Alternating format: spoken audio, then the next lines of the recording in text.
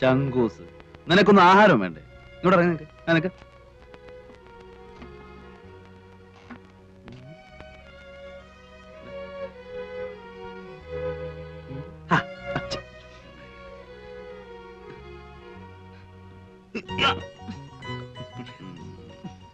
എവിടെ പെണ്ണുമ്പിള്ള? എങ്ങനെ മുടി പിന്നീടിച്ചോ?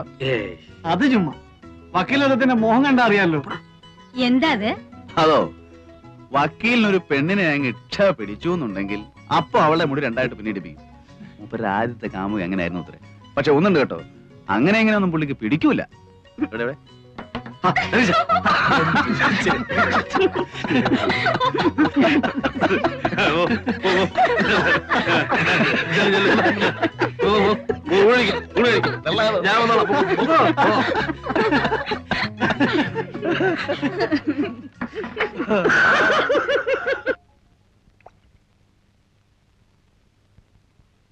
തനിക്കെന്താ തോന്നുന്നേ?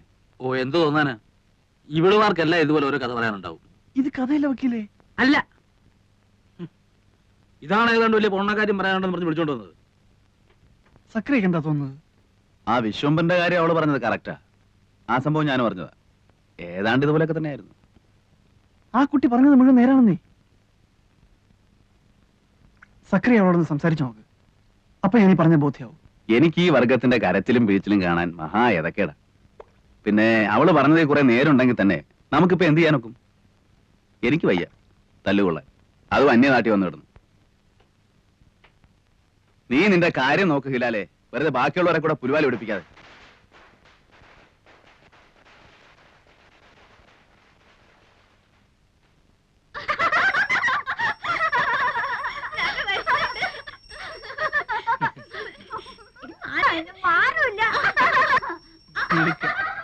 എന്റെ മോനാ അത്. അതെ മാഷേ, അതിന് മേനോ കല്യാണം കഴിച്ചാണോ? പിന്നെ എനിക്കും ഇല്ലേ എന്റേതായ പ്രാരാബ്ദങ്ങള്. രണ്ടാ കുട്ടികള്, ഇളയവള് ഈ കൂട്ടത്തിലുണ്ട്. ഇവരിവിടെ തന്നെയാണ് വളരുന്നത്? ഹേയ്, ഞാൻ രാവിലെ വരുമ്പോ കൂട്ടിക്കൊണ്ടിങ്ങ് പോരും. മോന് സ്കൂളില്ലാത്ത ദിവസവും ഇങ്ങോട്ട് പോരാറുള്ളൂ. ഈ കുട്ടികളുടെ അമ്മയും? ഛേ, അവക്ക് ഈ പടി കയറുന്നതിന് അത്ര ഇഷ്ടമല്ല. എനിക്കും അതത്ര പിടുത്തമല്ല. പിന്നെന്തിനാ പിള്ളേരെ ഇവിടെ കൊണ്ടു നിർത്തുന്നത്? ആഹാരം നടക്കുമല്ലേ? ഇറക്കാൻ പറ്റുമോ മാഷെ? ചാലക്കുഴിയിലെ മെന്നായി പോയില്ലേ?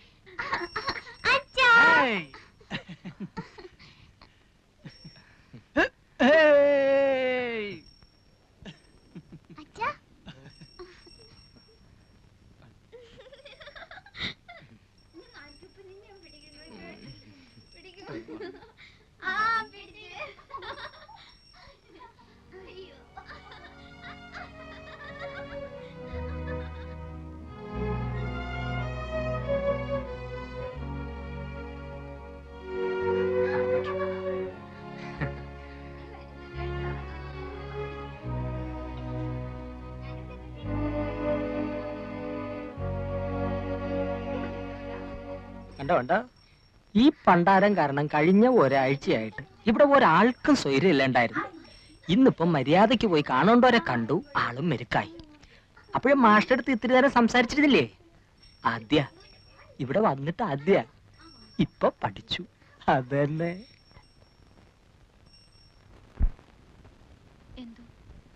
എനിക്കെന്തോ വിശ്വാസം വരുന്നില്ല. എന്റെ വാക്ക് കേട്ടിട്ട് നീ മനസ്സ് മാറ്റണ്ട. ആണായിട്ട് ഒരാളെയും വിശ്വസിക്കാൻ പേടിക്കുന്ന ഒരു മനസ്സാ എന്റേത്. അതുകൊണ്ട് ഞാൻ പറയുന്നത് നീ അതുപടി എടുക്കണമെന്നില്ല. ആ മനുഷ്യൻ പറഞ്ഞത് കേട്ടപ്പോ എങ്ങനെയോ എനിക്ക് അയാളെ കുറച്ചൊക്കെ വിശ്വസിക്കാന്ന് തോന്നി. പക്ഷെ ഇതും പറഞ്ഞതിനെ പറ്റിക്കാൻ ഞാൻ അത്ര പൊട്ടിയൊന്നുമല്ല. ഇവിടെയുണ്ട്. എവിടെ പടക്കും? എവിടെ പടക്കത്തിന്റെ പൈസ?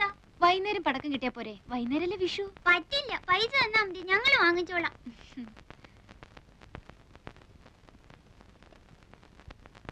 ഇപ്പൊ ഇതിന് വാങ്ങിയാ മതി. വൈകുന്നേരം ചേച്ചി അങ്ങാടിയിൽ അയച്ച് വേറെ വാങ്ങിപ്പിച്ചേരാം. നിറയെ വാങ്ങി തരാന്ന് പറഞ്ഞില്ലേ?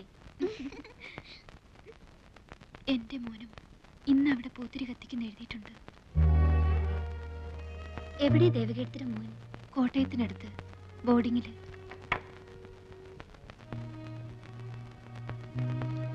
ദേ, ഇതാണ് എന്റെ മോൻ. മിടുക്കനാ പഠിക്കാൻ. ക്ലാസ്സിലെ ബെസ്റ്റ് സ്റ്റുഡന്റ് ആണ്. എവിടെ കുട്ടിയുടെ അച്ഛൻ?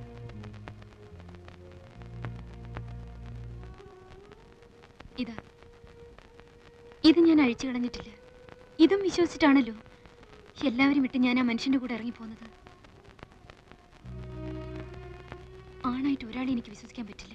ആ മനുഷ്യൻ കാരണമാണോ ദേവകീർത്തി ഇവിടെ എത്തിയത്? ആണോ എന്ന് ചോദിച്ചാ അതെ. പക്ഷെ ഞാൻ പറയാം എന്റെ മോൻ കാരണോ ഞാൻ ഇവിടെ എത്തിയെന്ന്. അവനില്ലായിരുന്നെങ്കിൽ പണ്ടേ ഞാൻ മതിയാക്കിയിട്ടുണ്ടാവും. വല്ല തീവണ്ടിയുടെ മുമ്പിലോ കയറിന്റെ തുമ്പത്തോ. ഞങ്ങൾക്ക് ആർക്കും ഇവിടെ രക്ഷപ്പെടണമെന്ന് തോന്നാറില്ല. ആകെയുള്ള രക്ഷ ഒരുപക്ഷെ ഇതായിരിക്കും. അതുകൊണ്ട് നിനക്ക് അങ്ങനെയല്ല, ഒന്നും നഷ്ടപ്പെട്ടിട്ടില്ലാത്തോളാം നീയെ. എങ്ങനെയെങ്കിലും നിനക്ക് ഇവിടെ ചാടാൻ കഴിഞ്ഞാൽ അതിലേറ്റവും സന്തോഷിക്കുന്നത് ഞാനും ആ പൊട്ടിപ്പെണ്ണൊക്കെ ആയിരിക്കും.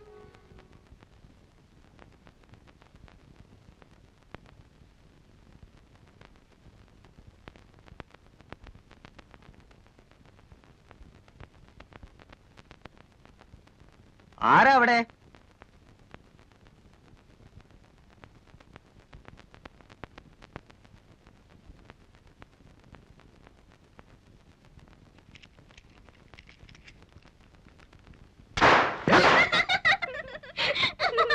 എടാടാ, എങ്കി പിന്നെ ആ ചങ്ങായിന്റെ മൂട്ടിലൊന്ന് പൊടിച്ചോടാ.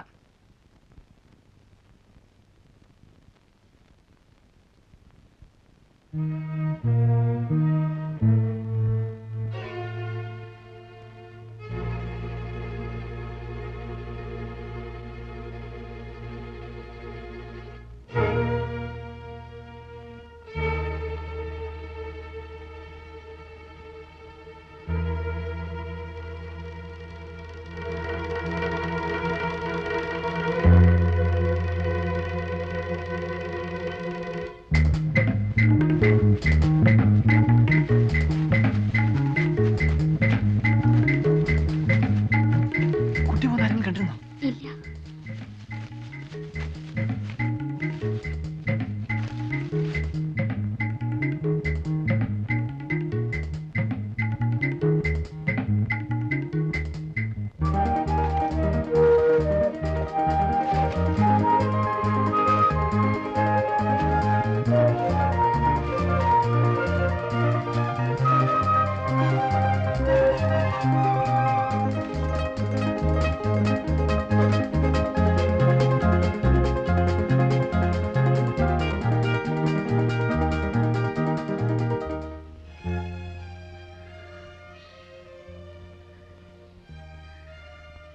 അക്കരെ എത്തിച്ചെന്നാ മതിയല്ലോ. മതി.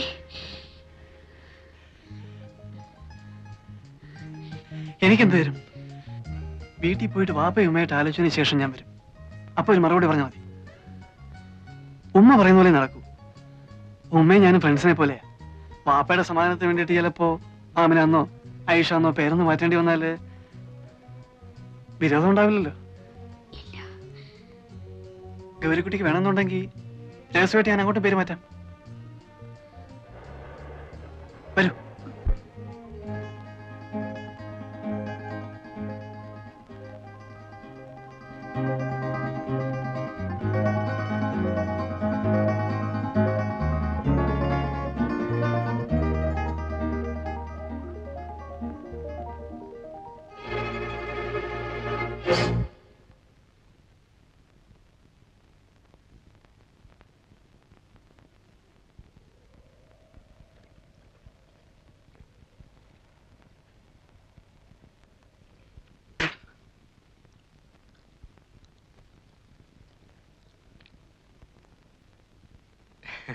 എങ്ങടാ മാഷേ? ഞങ്ങളിതാ പുഴയൊക്കെ ഒന്ന് കാണാൻ വേണ്ടിട്ട്. അതിനിത്ര ചുറ്റി വളഞ്ഞു വരേണ്ട കാര്യമില്ലല്ലോ. ഇതാ അവിടെ നിന്ന് ഇങ്ങനെ ഇറങ്ങിയ പുഴയായില്ലേ? ഓ, എനിക്ക് വഴി പരിചയമില്ലാത്തോണ്ട്. വഴി പരിചയമില്ലെങ്കിൽ ഇവിടെ വെറുതെ നിന്ന് ചുറ്റി തിരിയണ്ട. അത് ഈ പെണ്ണിനെയും കൊണ്ട് വരി, ഞങ്ങള് വീട്ടിൽ കൊണ്ടാക്കാം. നാട് മോശാ, അതുകൊണ്ടാ പറയണത്. ഒരു നിനക്ക് പറഞ്ഞു കൊടുത്തുണ്ടായിരുന്നില്ലേ കഴുതേ? നിങ്ങൾ വെക്കുള്ളൂ. ഞങ്ങൾ ഇതാ പുഴക്കര എത്തുന്നേരം എന്നിട്ട് വന്നോളാം. വഴിയൊക്കെ എനിക്കിപ്പോ നിശ്ചയമുണ്ട്. പറഞ്ഞതനുസരിച്ചോളി. അടക്കടി.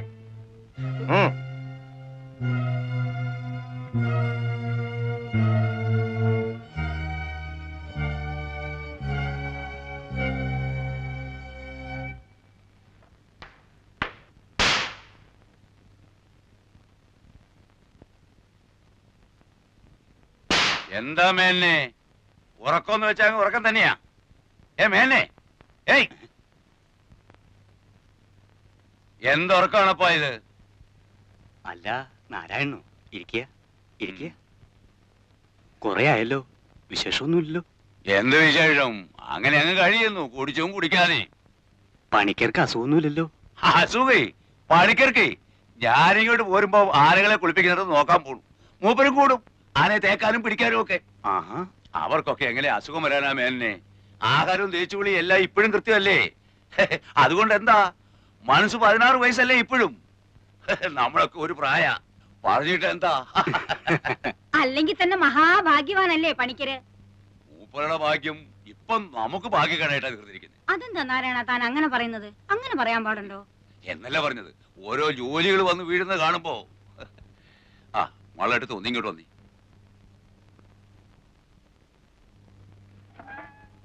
മാളുവേട്ടത്ത് ഈ പറയുന്നതൊക്കെ എനിക്ക് മനസ്സിലാകുന്നല്ലാതെ എനിക്കിത് വല്ലതും അവിടെ ചെന്ന് പറയാൻ ഒക്കോ? വേണമെങ്കിൽ ഞാൻ കൂടെ ഒന്ന് പണിക്കരോട് പറയാം.